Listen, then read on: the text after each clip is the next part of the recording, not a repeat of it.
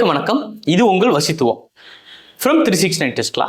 இப்போ ஒரு மிகப்பெரிய திட்டங்கள் மூலமாக நாங்கள் மக்களை சந்திக்க போகிறோம். ஸோ என்ன திட்டங்கள்னு கேட்டிங்க அப்படின்னா 2025-26 ஒரு அற்புதமான ஒரு ஸ்கூல் பண்ண போகிறோம். வசித்துவம் அப்படிங்கிற ஸ்கூல் பண்ண போகிறோம். ஸோ இது எதுக்காக பண்ண போகிறோம், ஏன் பண்ண போகிறோம் அப்படிங்கிறது எல்லாமே எனது அன்பு தந்தை அப்பா சொல்லுவார். அப்பாவை பற்றி சொல்லணும் அப்படின்னா, அவர் பார்க்காத இன்ஸ்டியூஷன் கிடையாது, பார்க்காத மாணவர்கள் கிடையாது. இது வரைக்கும் குறைஞ்சபட்சம் அவர் வாழ்க்கையே எப்படி ஸ்டார்ட் அப் பண்ணாரு அப்படின்னா, கம்ப்ளீட்டா டீச்சிங் அப்படின்னு தன்னை ஒரு நாணி மாதிரி டெடிகேட் பண்ணிட்டு, ஒரு குரு எந்த அளவுக்கு ஸ்டூடெண்ட்டுக்கு டெடிகேஷன் பண்ணுவார் அப்படிங்கிறதுக்கு மிகப்பெரிய உதாரணம் என்னுடைய தந்தை தான். ஸோ அவர் அந்த ஸ்கூல்ஸை பற்றி எல்லா டீட்டெயிலுமே சொல்லுவார். ஹைலி, அதாவது நினச்சி பார்க்க முடியாத அளவுக்கு மிகப்பெரிய குரு. சிம்பிளாக சொல்லணும்னா அதான் சொல்லிட்டேன், நம்ம நானின்னு சொல்லியாச்சு. ஸோ அவர்களுக்கு இருக்கக்கூடிய அறிவு எல்லாமே என்னுடைய தந்தைக்கு மிக அருமையாக இருக்கும். அது மட்டும் இல்லை, அப்பாவை பொறுத்த வரைக்கும் என்னது அப்படின்னா, ஒரு மாடர்ன் இப்போ இருக்கக்கூடிய ட்ரெண்டுக்கு, மைண்ட் செட்டுக்கு பீப்புள் எப்படி திங்க் பண்ணுவாங்க, ஸ்டூடெண்ட்ஸ் எப்படி திங்க் பண்ணுவான், இப்போ எல்கேஜிலிருந்து ஃபஸ்ட் ஸ்டாண்டர்ட், செகண்ட் ஸ்டாண்டர்ட் இவங்க எல்லாமேயோட மனநிலை எப்படி இருக்கும், ஒரு ஹையர் கிளாஸஸ் போகும்போது அவனோட மனநிலை எப்படி இருக்கும், காலேஜ் போகும்போது எப்படி அவனோட மனநிலை இருக்கும் அப்படின்னு பார்க்காத மாணவர்கள் இல்லை. அவங்களுக்கு எல்லாத்துக்கான கவுன்சிலிங் எல்லாத்தையும் டீட்டெயில்டாக அப்பா கொடுப்பார். அந்த கவுன்சிலிங் கேட்கும்போது மாணவன் என்ன பண்ணுவான் அப்படின்னா, அவனுக்கு தேவை என்ன அப்படின்னா ஒரு உந்துதல் தான். அந்த உந்துதலுக்கான அனைத்து வார்த்தைகளும் அப்பா கிட்ட கொட்டி கிடக்கு. மாணவர்களுக்கு மட்டும் இல்லை.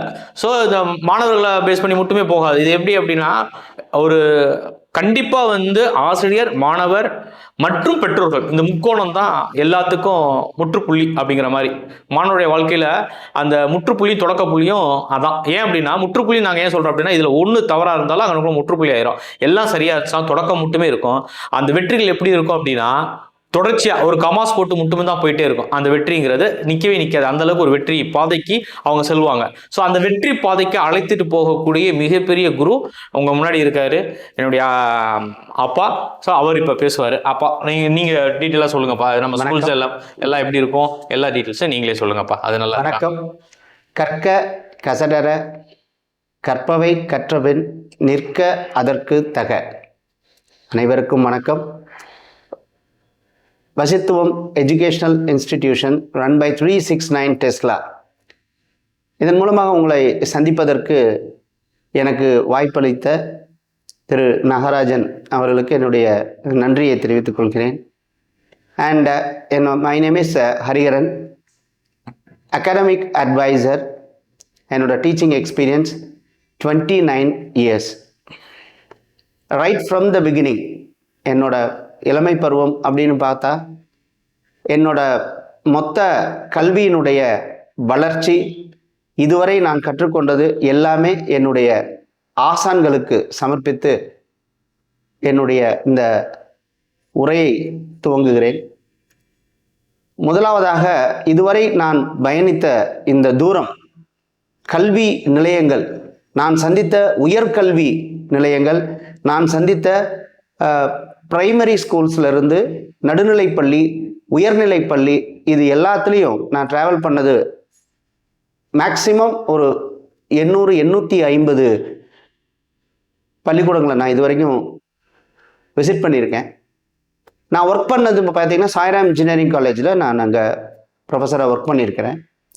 என்னுடைய பேஷன் நான் இதெல்லாம் பார்க்கும்போது எனக்கு என்ன தோணுது அப்படின்னா, நம்ம ஏன் ஒரு பள்ளிக்கூடம் ஆரம்பிக்கக்கூடாது அப்படின்ற ஒரு மோட்டோவில் தான் நான் இதை ஆரம்பித்தேன். அப்படி ஆரம்பித்த என்னோட கேஸ் ஸ்டடி ஆரம்பிக்கும் போது எங்கே நான் தொடங்கினேன் அப்படின்னா, மக்களுடைய பணம், உங்களுடைய பணம் எப்படி கல்வியாக மாறுது அப்படின்றது மட்டும்தான் என்னோட கேஸ் ஸ்டடியில் 50% அவுட்புட் எனக்கு கிடைச்சது. உங்களுடைய பணம் கல்வியாக மாறிக்கொண்டிருக்கிறது. நம்மளுடைய உணவு நம்ம ஸ்பெண்ட் பண்ணுறோம் அப்படின்னா கன்சியூமபிள் அது. ஆனால் கல்வி அப்படின்னும் போது அதை பணம் கொடுத்து நான் வாங்க வேண்டும் அப்படின்ற ஒரு கலாச்சாரம் வளர்ந்து மிகப்பெரிய வளர்ச்சியை கண்டுட்டது. 2003 இந்த 2024 வரைக்கும் இதனுடைய வளர்ச்சி அப்படின்னு நீங்கள் பார்த்தீங்கன்னா, எவ்வளவுக்கு எவ்வளவு நீங்கள் உங்களை பேராமீட்டர் பார்த்தீங்க, உங்களுடைய அளவுகோல் அப்படின்னு பார்க்கும்போது நான் எந்த அளவுக்கு பணம் செலுத்துகிறேனோ எனது குழந்தைக்கு இந்த கல்வி கிடைக்குது அப்படின்றதுல தான் நிறைய மக்கள் அதை நோக்கி போக ஆரம்பிச்சிட்டாங்க. 2010க்கு அப்புறம் பார்த்தா நான் ஒர்க் பண்ண இன்ஜினியரிங் காலேஜை ஸ்டார்ட் பண்ண கரியர் வந்து 1995. அப்போ வெறும் 12 இன்ஜினியரிங் காலேஜ். 2000 பார்த்தீங்கன்னா 217 இன்ஜினியரிங் காலேஜ் வந்துடுச்சு. அதுக்கப்புறம் ஸ்கூலிங் அப்படின்னு பார்க்கும்போது 2000, 3000 மிக சாதாரணமாக பள்ளிக்கூடங்கள் திறந்துட்டாங்க. இப்போ நாம் எல்லாருமே எந்த இடத்துல இருக்கிறோம் அப்படின்னு பார்த்தீங்கன்னா 3 அந்த லேயரில் தான் நாம் இருக்கிறோம். ஒரு தந்தையாகவும் நான் இதை சொல்ல கடமைப்பட்டிருக்கிறேன். ஃபர்ஸ்ட் லேயர் அப்படின்னு போகும்போது கிரீமி லேயர்ஸ், நல்ல பணம் வைத்து வச்சிருக்கிற பெற்றோர்கள், அப்புறம் மிடில் கிளாஸ் ஃபேமிலி, அப்புறம் புவர் ஃபேமிலி. இந்த 3 பேருக்கான கல்வி அப்படின்னு பார்க்குறப்போ 2 கரிக்குலம் தான் நம்ம தமிழ்நாடு கொடுக்குறாங்க. ஒன்று வந்து சமச்சீர், இன்னொன்று சிபிஎஸ்சி. நமக்கு எல்லாருக்குமே தெரிஞ்சது. இதில் international schools IGCSE syllabus, ICSE syllabus கொடுக்கக்கூடிய பள்ளிக்கூடங்கள் நிறையா நீங்கள் பார்த்துருப்பீங்க. இப்போ ஏஷியன் கண்ட்ரியில் இருக்கக்கூடிய எஜுகேஷனல் சிஸ்டம் அப்படின்னு பார்க்குறப்போ எது அப்படின்னு பார்த்தீங்கன்னா இன்டர்நேஷ்னல் பியூரோக்ராட் அப்படின்னு சொல்லக்கூடிய ஒரு கல்வித்தரம். இது சுவிட்சர்லாந்து, ஆஸ்திரேலியா இதெல்லாம் அதை வாங்கிட்டாங்க. இதுதான் வந்து முதல்ல நீங்கள் தெரிஞ்சுக்கிறணும். நல்ல கிரீமி லேயர்ஸ் அப்படின்னும் போது நல்ல பணம் வைத்திருப்பவர்கள் நமது குழந்தை சிபிஎஸ்சியில் படித்தா போதும் அப்படின்னு நினைக்கிறாங்க. 2 விஷயம் நாம் பார்த்ததில் பார்த்தீங்கன்னா, ஒரு ப்ரொஃபஸர்ஸோட குழந்தைங்க, நல்ல பெரிய பிஸ்னஸ் மேனோட குழந்தைங்க, இவங்க எல்லாருமே படிக்கிறது அப்படின்னு பார்த்தீங்கன்னா ஒரு சிபிஎஸ்சி பள்ளியில் கொண்டுட்டு போய் குழந்தைங்களை சேர்க்குறாங்க. இதில் 2 விஷயம் இருக்குது. ஒன்று வந்து ப்ரைவேட்டாக சிபிஎஸ்சி நடத்துறது, இன்னொன்று Sarvodaya, the central government, directly funded by the central government.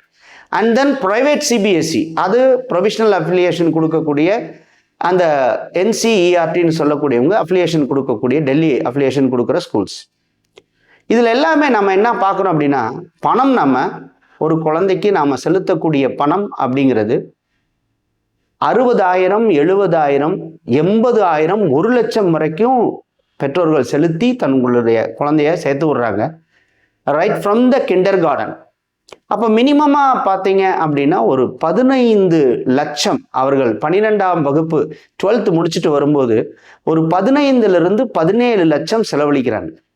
சாதாரணமாக ஒரு மாதத்துக்கு 80,000 சம்பாதிக்கக்கூடிய ஒரு பெற்றோர் அப்படின்னும் போது செலவுகள்லாம் போக நம்மளுடைய குழந்தைக்கு இவ்வளவு நாம் செலவழிக்கிறோம். அப்போது நம்மளுடைய குழந்தைக்கு நாம் முக்கியமாக பங்கு கொடுக்கணும் அப்படின்னு பார்த்தா கல்வி தான். அடுத்த லேயர் அப்படின்னு பார்க்கும்போது மிடில் கிளாஸ்.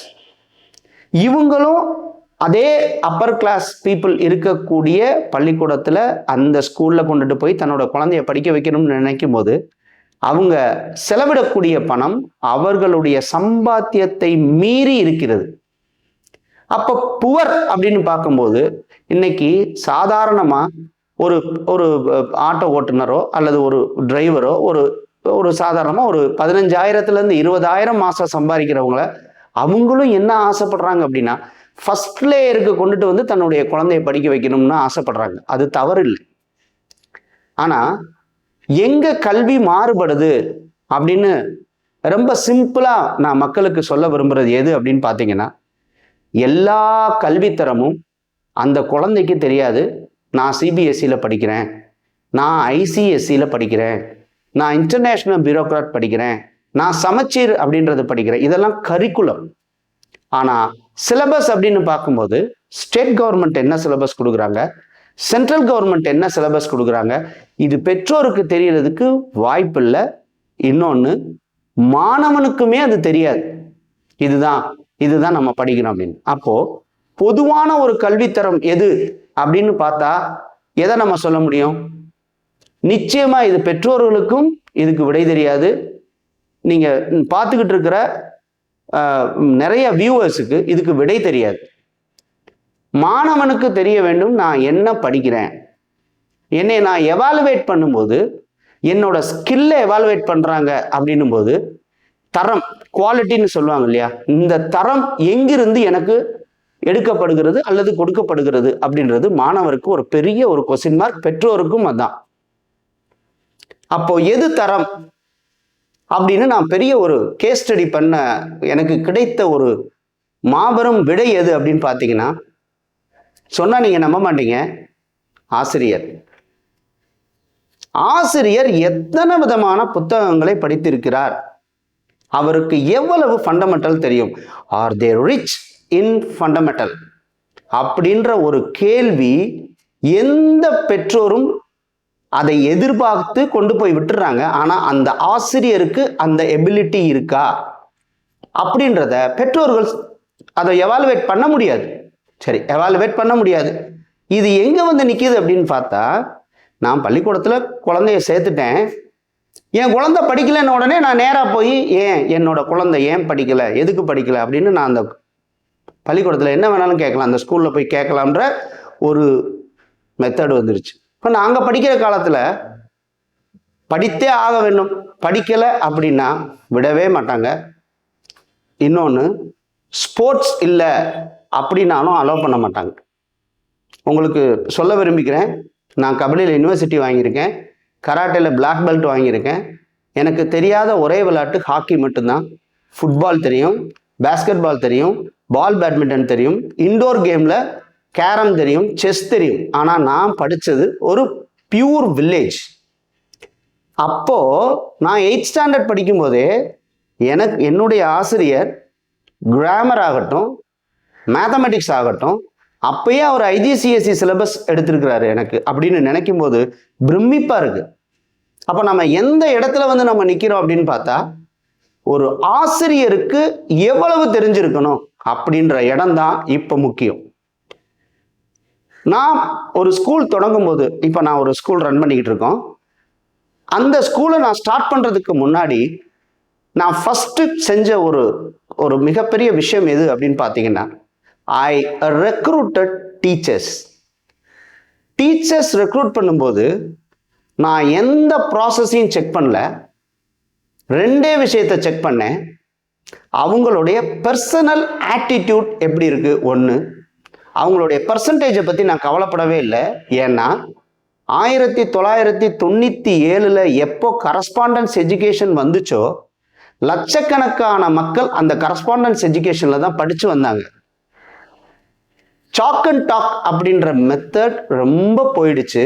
அதனால அவங்க ஆட்டிடியூட் எப்படி இருக்கு, உண்மையிலேயே அவங்க டீச்சராக இருக்கக்கூடிய தகுதி இருக்கா, இல்லை சொல்லி கொடுத்தா டீச்சர் ஆகிறது தகுதி கிடையாது, உண்மையிலேயே அவங்க கிட்ட டீச்சர் ஆகக்கூடிய தன்மை இருக்கிறதா ஒன்று பார்த்தேன். ரெண்டாவது, கடினமாக உழைப்பார்களா, இந்த ரெண்டே மட்டும்தான் பார்த்தேன்.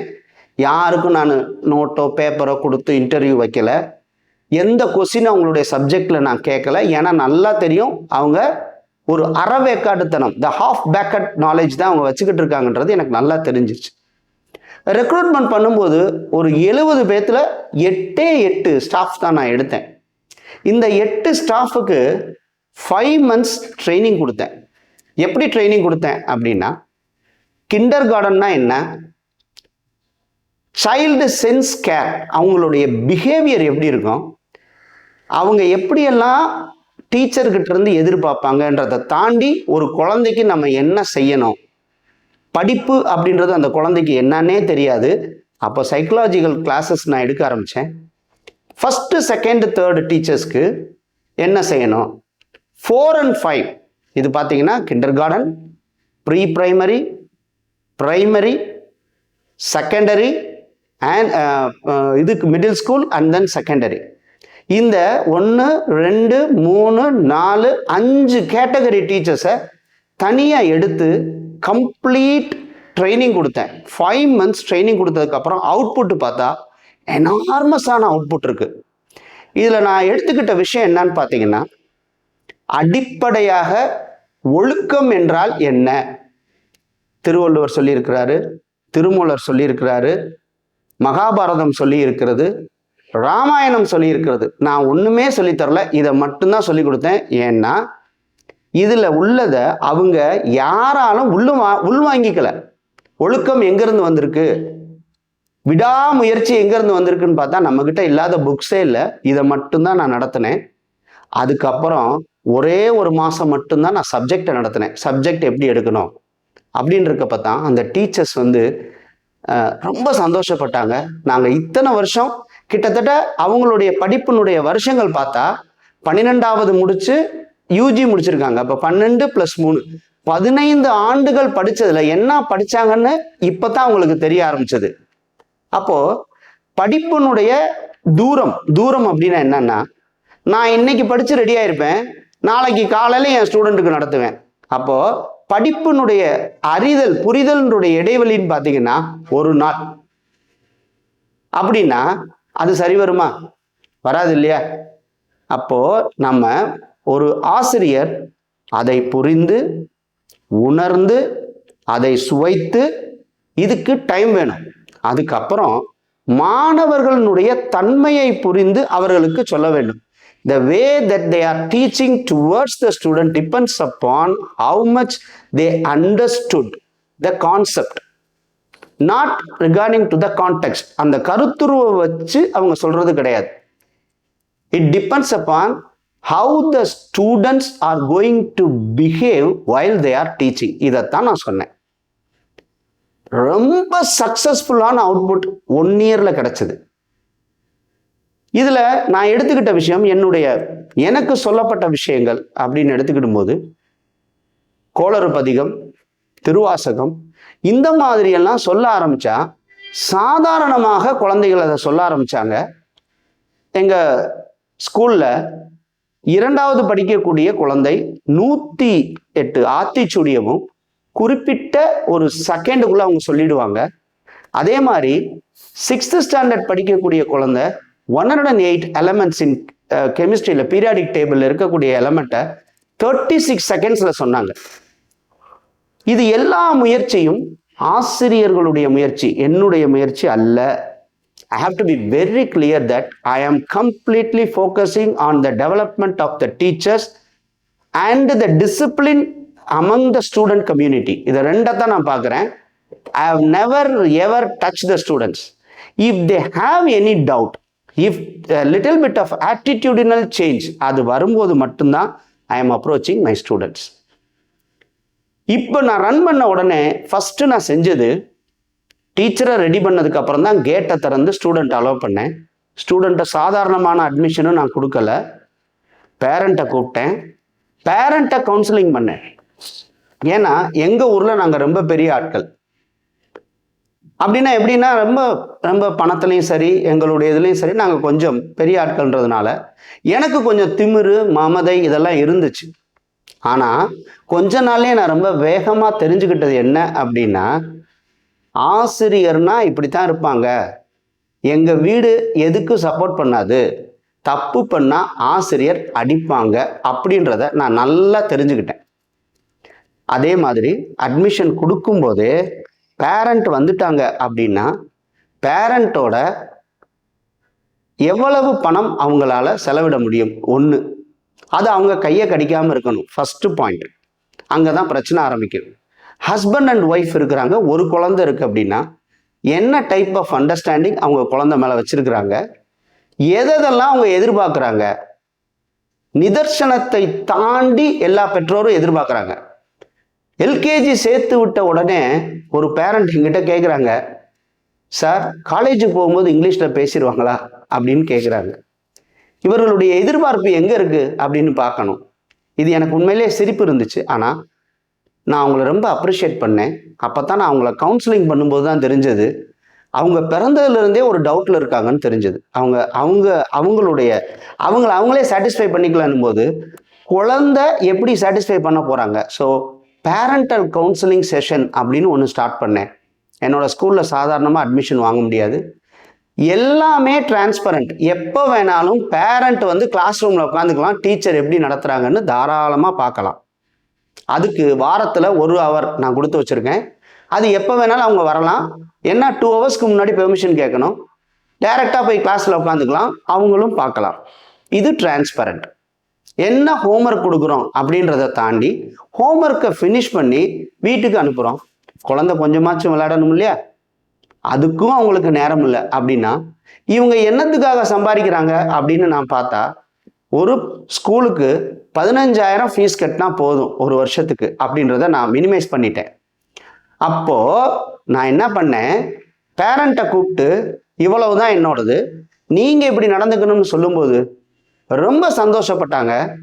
குழந்தைகளுடைய அவுட்புட் அவங்க பார்க்கும்போது ரொம்ப அட்மையர் பண்ணாங்க. சார் ரொம்ப தேங்க்ஸ் சார், ரொம்ப நல்லா பண்ணுறான், காலையில் எழுந்திருக்கிறான், அவனோட வேலையை அவன் பண்ணுறான், சாமி கும்பிடுறான்,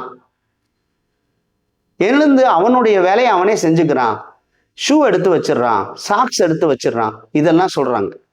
இப்போ பாருங்க, இந்த டிசிப்ளினை நான் உருவாக்குனதுக்கு அப்புறம் கல்வி எங்களுக்கு ரொம்ப சர்வ சாதாரணமாயிடுச்சு. If a student is highly disciplined, 75% of the teaching is over அப்படின்ற. So 75% of the teaching is over when a student is highly disciplined. Even kindergarten student கூட அந்த டிசிப்ளின் ஸ்ட்ரக்சருக்குள்ள அவன் கரெக்டாக வந்துட்டான். இதில் பெரிய பலம் எது அப்படின்னு பார்த்தா, டீச்சர்ஸோட அந்த பர்டிகுலர் டைம் மேனேஜ்மெண்ட் அதை கற்றுக் கொடுத்த உடனே டீச்சர் அதையும் கற்றுக்கிட்டாங்க. இப்போ நம்ம ஸ்கூலில் பார்த்தீங்க அப்படின்னா, குழந்தைங்க இங்கே எங்கேருந்து வர்றாங்க அப்படின்னு பார்த்தீங்கன்னா, நிறைய கிராமத்து பசங்க நம்மளோட ஸ்கூலுக்கு வர்றாங்க. நிறைய கிராமத்து பசங்க, நீங்கள் நம்ப மாட்டீங்க, ஒரு 97 ஸ்டூடெண்ட்ஸ் கிராமத்துலேருந்து வர்றாங்க. இந்த 2 வருஷத்தில் அந்த குழந்தைங்க மேக்சிமம் ஒரு நாள் தான் லீவ் போட்டிருப்பாங்க. எந்த நாளுமே அவங்க லீவ் போட்டதில்லை. They are absolutely enjoying the school. The system that we have created by educating the teacher. நான் முதல்ல சொன்னது அதுதான். My prime aim in the school is educating the teacher adequately. தொடர்ந்து ஆசிரியர்களுக்கு நடத்திக்கிட்டே இருக்கிறேன். ஆசிரியர்களும் சனிக்கிழமை அவங்களும் எக்ஸாம் எழுதுவாங்க, நிறைய கேள்வி கேட்பாங்க. இன்னொரு சிஸ்டம் இன்ட்ரோடியூஸ் பண்ணோம். அது என்னன்னு பார்த்தீங்கன்னா, மென்டார் வாட் கவுன்சிலிங் சிஸ்டம் அப்படின்னு ஒன்று இன்ட்ரடியூஸ் பண்ணோம். அது என்ன அப்படின்னா, 15 மாணவர்களை, ஒரு வகுப்பில் இருக்கக்கூடிய 15 மாணவர்கள், குறைந்தது 7 மாணவர்கள் இன்னொரு கிளாஸ் டீச்சர்கிட்ட ஒப்படைச்சிருவோம். இப்படி இருக்கக்கூடிய 194 குழந்தைகளையும் பிரித்து வெவ்வேறு ஆசிரியர்கள்கிட்ட கொடுத்து அவங்கள கவுன்சிலிங் பண்ணுவோம். அதுக்கு என்ன ஸ்டெப் ஆஃப் கொஸ்டின்ஸ் கேட்கணும் குழந்தைங்கிட்ட இருந்து, அவங்களுடைய என்ன தன்மையில இதுவரைக்கும் என்ன படிச்சிருக்காங்க, என்ன டிஃபிகல்டிஸ், அவங்களுக்கு என்ன குறைபாடுகள் இருக்கிறது, அது என்னென்னலாம் அவங்க சொல்றாங்க அந்த டீச்சர்கிட்ட அப்படின்னு அதெல்லாம் எழுதி வாங்குவோம்.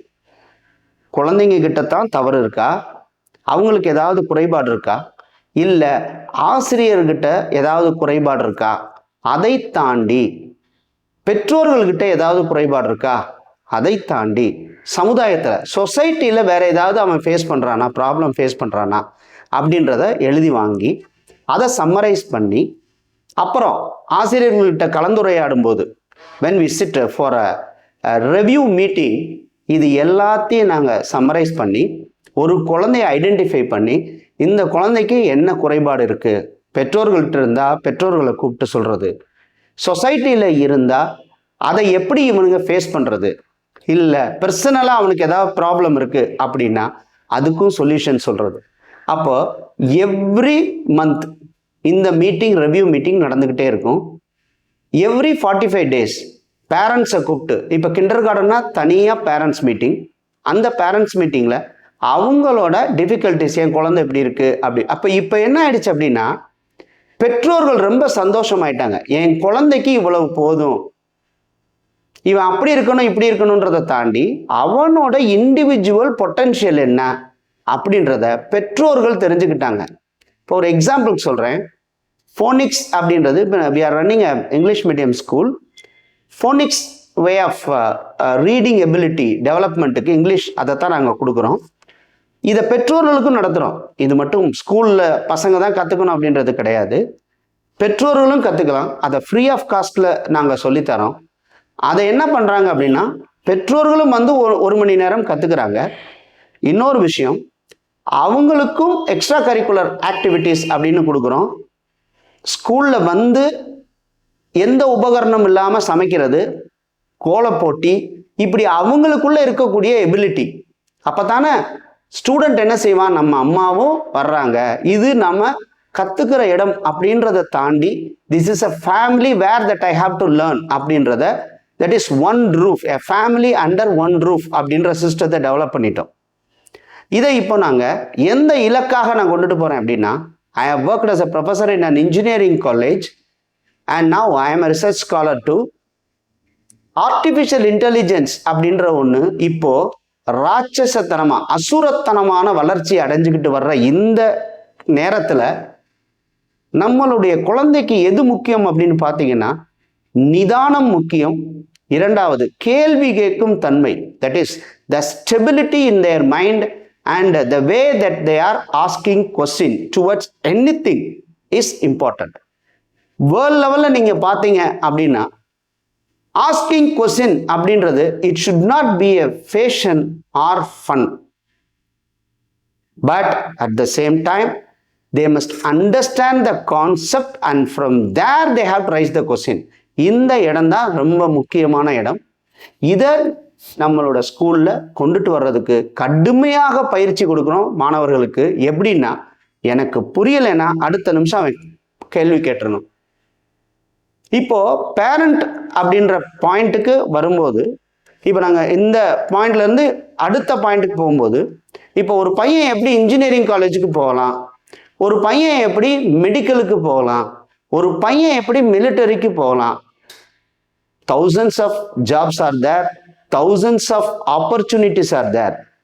இதை எந்த பெற்றோர்களுக்கும் இவ்வளவு பெரிய வைடு ஓப்பனிங் இருக்கா அப்படின்றது தெரியாது. ஏன்னா இந்தியாவில் 60% of the people are youngster below 19 years. அவங்களுக்கு போதுமான கல்வி அப்படின்றத தாண்டி புரிதல் அப்படின்ற விஷயம்தான் இன்னைக்கு கொஸ்டின் மார்க்காக இருக்கு. அதை ரொம்ப ரொம்ப ரொம்ப ஈஸியாக சுவராசியமாக கற்றுக் கொடுத்துட்டு இருக்கோம். இன்ஜினியரிங் காலேஜுக்கு எப்படி போகணும், ஐஐடிக்கு எப்படி போகணும், நீட் எழுதணும். இப்போ எல்லாரும் பயங்கரமாக என்ன பெரிய நீட் எக்ஸாமினேஷன் என்ன இப்படியெல்லாம் நீங்கள்லாம் பெற்றோர்கள் எல்லாரும் கேட்குறீங்க. எதுக்கு நீட்டு? அதுக்கு தனியாக ஒரு ஃபீஸ், அதுக்கு தனியாக ஒரு ஸ்ட்ரக்சர், 24 மணி நேரமான படிப்பு. தயவு செய்து பெற்றோர்கள் ஒரு விஷயம் புரிஞ்சுக்கணும், எந்த எக்ஸாம் வச்சாலும் அவன் எழுதணுமா இல்லையா? எந்த அரிசி கொடுத்தாலும் உங்களுக்கு சமைக்க தெரியணும். இதான விஷயம். தண்ணி ஊற போட்டு குக்கரில் வச்சா சமைச்சிடும். அது நம்ம என்ன சொல்கிறோம், நீட் என்னால் எழுத முடியல அப்படின்னா எங்கே தப்பு நடக்குது அப்படின்னு பார்த்தா, குழந்தைகளுடைய புரிதல். இன்னொன்று, எந்த சிலபஸ் அவன் படிக்கிறான், எந்த மாதிரியான கேள்வி கேட்குறாங்க. எந்த கேள்வி கேட்டாலும் அவன் பதில் சொல்லணும்ல. இப்போ ஒரு கொஸ்டின் இப்படி முடியுதுன்னு வச்சுக்கோங்க, which is an even number அப்படின்னு ஒரு கொஸ்டின் முடியுது, இரட்டைப்படை எண் அப்படின்னு முடியுது. கொஸ்டின் எப்படி கேட்குறாங்க, விச் இஸ் டிவிசிபிள் பை 2 அப்படின்னு கேட்டுறாங்கன்னு வச்சுக்கோங்க. ரெண்டுமே ஒன்று தான்.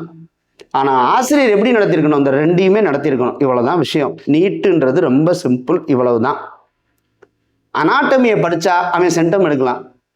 ஆனால் இதை மிக கஷ்டப்படுத்தி ஒரு 12வது படிக்கிற பையன், 17 வயசு பையனை கண்ட்ரோல் பண்ணுற எபிலிட்டி ஒன்லி எஜுகேஷனில் மட்டும் கிடையாது, சைக்கலாஜிக்கல் பவர் இஸ் இம்பார்ட்டன்ட். அவனுக்கு அந்த ஆம்பிஷன் இருக்கா இல்லையா? எத்தனையோ ஆப்பர்ச்சுனிட்டிஸ் இருக்கு, நம்ம கொடுக்கலாம். இதை 7th இருந்து நாங்கள் ரெடி பண்ணுறோம். உன்னோட ஆம்பிஷன் இதுன்னா இதுதான் வழி. நீ இப்படி பண்ண NTSC எக்ஸாமினேஷன் எழுதணும், செட் எழுத போகிறான், NMMS எழுத போகிறான், ISTE சாப்டர் எழுத போகிறான் அப்படின்னா ஃபண்டமெண்டல் இருக்கணுன்றதுனால கடுமையான பயிற்சி அப்பயே கொடுக்க ஆரம்பிக்கிறோம். நிறைய ஒர்க் ஷீட்ஸ் கொடுக்குறோம். Teachers are trained each and every second to be with the students. இந்த பெற்றோர்கள் புரிஞ்சுக்கணும். இந்த வசித்துவம் எஜுகேஷனல் இன்ஸ்டிடியூஷன் மூலியமாக உங்களை எல்லாம் சந்தித்ததில் எனக்கு ரொம்ப மகிழ்ச்சி. இன்னொரு விஷயம், இந்த ஆர்டிஃபிஷியல் இன்டெலிஜென்ஸ் யூஸ் பண்ணி ஒரு ஸ்கூல் பண்ண முடியுமா அப்படின்றத இப்போ நாங்கள் ரிசர்ச்சில் வச்சுக்கிட்டு இருக்கோம். அதுக்கு எங்ககிட்ட நியர்லி ஒரு 5000 to 6000 கண்டென்ட் ரெடி பண்ணி வச்சுருக்கிறோம். எப்படி அப்படின்னா, a school can run by a single teacher அப்படின்ற ஒரு பெரிய ரிசர்ச் மெத்தடாலஜியில் நாங்கள் இருக்கிறோம். அதில் 90% ஓவர் ஆயிடுச்சு. நமக்கு மழை விழுந்தா ஒழுகாமல் இருக்கக்கூடிய ஒரு கட்டடம் வேணும், அவ்வளோதான் விஷயம். அங்கே அந்த குழந்தைக்கு the power of learning, the power of body, இந்த ரெண்டு தான் கற்பிக்க போகிறோம். வேர்ல்டு கிளாஸ் எஜுகேஷன் அப்படின்றது ரொம்ப சிம்பிள். அவன் இன்னொரு கண்ட்ரியில் என்ன நடக்குதுன்னு தெரிஞ்சுக்கிட்டானாலே அது வேர்ல்டு கிளாஸ் எஜுகேஷன் தான். இப்போ நாங்கள் வந்து பயங்கரமாக இது வேர்ல்டு கிளாஸ் எஜுகேஷன் போட்டுட்டு நீங்கள் என்ன சொல்லித்தரீங்க அப்படின்றது கேட்குறது இல்லை. மினிமம் 7 லாங்குவேஜஸ், ஏஷியன் கண்ட்ரியில் இருக்கக்கூடிய லாங்குவேஜஸ், யூரோப்பியன் கண்ட்ரியில் இருக்கக்கூடிய லாங்குவேஜஸில் 2 எடுத்து இந்த லாங்குவேஜை கற்றுக்கிறதுக்கு ஏஐ மூலியமாக ரெடி பண்ணிக்கிட்டு இருக்கிறோம். அதுக்கு நாங்கள் ஃபண்டு ஜென்ரேட் பண்ணிக்கிட்டு இருக்கிறோம். எங்களுடைய தேனி டிஸ்ட்ரிக்ட்டுக்குள்ள 36 மெம்பர்ஸ் நாங்கள் செலக்ட் பண்ணியிருக்கோம். Each and every one has to pay 5 lakhs for that. வெறும் கட்டடம் மட்டும்தான் we need it. And enormous potential teachers are with us. We need only a roof with concrete. அவ்வளோதான். Teachers are ready to work. இன்னொரு important விஷயம், நான் ஏன் இங்கே வந்து உட்காந்துருக்கணும் அப்படின்னு பார்த்தா, ஐ மிஸ்ட் மை சன். என் பையன் 10th படிக்கும்போது இறந்துட்டான். 491 எடுத்தான் 10th, ஸ்விம்மிங் பூலில் விழுந்து இறந்துட்டான். இப்போ என்ன பண்ண போகிறேன் அப்படின்னு நான் ரொம்ப யோசித்தப்போ, அவனுக்கு நான் ஒரே ஒரு கொஸ்டின் தான் கேட்பான், நிறைய விஷயம் படிப்பான்.